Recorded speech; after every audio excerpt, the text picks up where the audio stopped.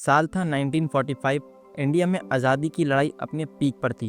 हर तरफ अफरा तफरी का माहौल था और किसी को नहीं पता था कि इंडिया का कल कैसा होने वाला है। लेकिन इसी सब के बीच एक यंग बिजनेसमैन लड़का इंडिया का पहला स्कूटर बेचने का सपना देख रहा था। ये कोई फिल्मी कहानी नहीं बल्कि बजाज की असली स्टोरी है। आज बजाज इंडिया की सबसे बड़ी टू व्हीलर कंपनी में से एक है। लेकिन क्या आपको पता है इस कंपनी ने सफलता तक पहुंचने के लिए कितने स्ट्रगल किए हैं और कितनी बार ये कंपनी गिरकर दोबारा खड़ी हुई है?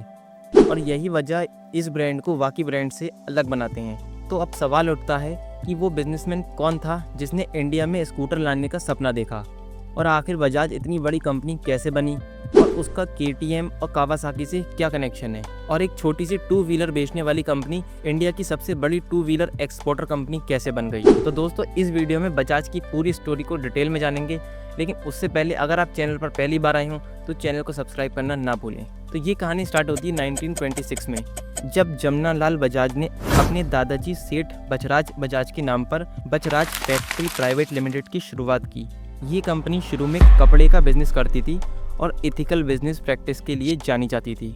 लेकिन जमुना लाल बजाज एक बिजनेसमैन नहीं बल्कि एक सोशल रिफॉर्मर और फ्रीडम फाइटर भी थे, और वो गांधी जी के बहुत करीबी थे और गांधी जी उनको अपना पांचवा बेटा भी कहते थे। तो 1931 में जमुना लाल बजाज ने गांधी जी के कहने पर हिंदुस्तान शुगर मिल की शुरुआत की, जिसको हम आज बजाज हिंदुस्तान शुगर लिमिटेड के नाम से भी जानते हैं, और ये एशिया की सबसे बड़ी शुगर प्रोड्यूसर कंपनी भी है। उनका विजन था स्वदेशी इंडस्ट्री को बढ़ावा देना और इंडिया को सेल्फ रिलायंट बनाना। इसी वजह से उन्होंने अपने बिजनेस को फार्मेसी, हाउसिंग, स्टील और कई अदर सेक्टर में एक्सपेंड किया। लेकिन आज़ादी की लड़ाई में एक्टिवली पार्टिसिपेट करने की वजह से उनका ध्यान धीरे धीरे बिजनेस से हटने लगा और उन्होंने अपना ज़्यादातर टाइम देश की सेवा में लगा दिया।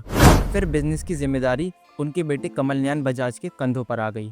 कमलनयन बजाज ने अपने पिता के सपने को आगे बढ़ाने की सोची, और उस टाइम इंडिया में कोई भी टू व्हीलर मैन्युफैक्चरिंग कंपनी नहीं थी। हालांकि रॉयल एनफील्ड, ट्रम्प, BSA जैसे फॉरेन ब्रांड्स की कुछ बाइक्स ज़रूर अवेलेबल थीं, लेकिन वो सिर्फ ब्रिटिश ऑफिसर्स के लिए ही थीं।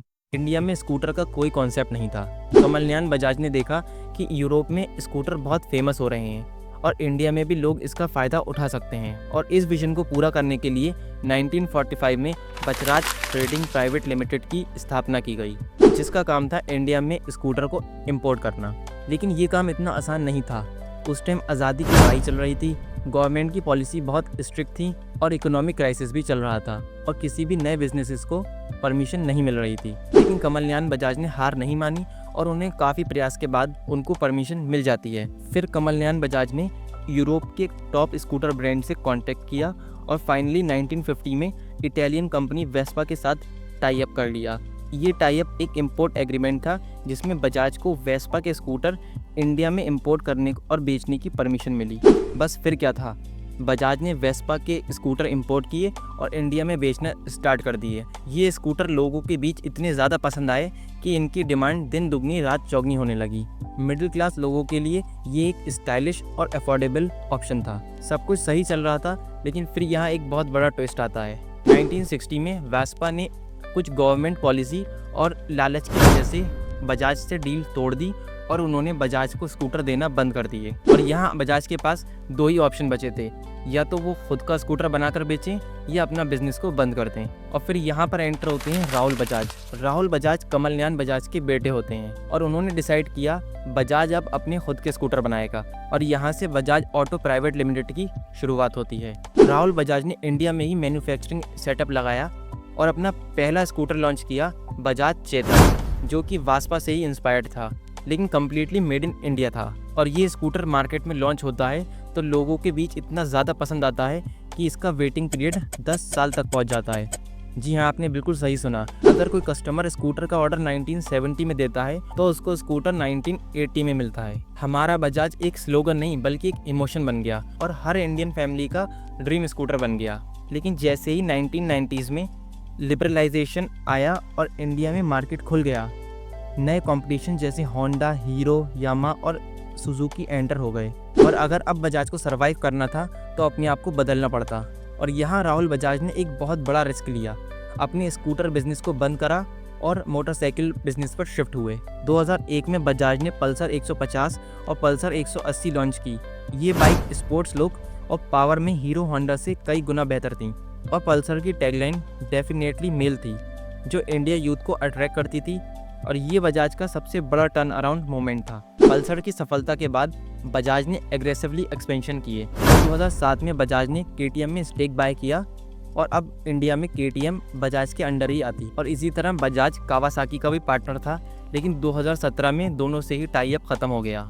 और आज बजाज सिर्फ इंडिया में नहीं बल्कि पूरी दुनिया में सबसे बड़ा टू व्हीलर एक्सपोर्टर है। और बजाज ऑटो 70+ देशों में अपनी बाइक्स एक्सपोर्ट करता है। केटीएम, ट्रम्प जैसी प्रीमियम बाइक्स भी बजाज की फैक्ट्रीज में ही बनती हैं। और बजाज हमेशा अपनी इनोवेशन से जाना जाता है, जैसे बजाज चेतक, पल्सर, और अब बजाज ने अपनी सीएनजी बाइक भी लॉन्च कर दी है।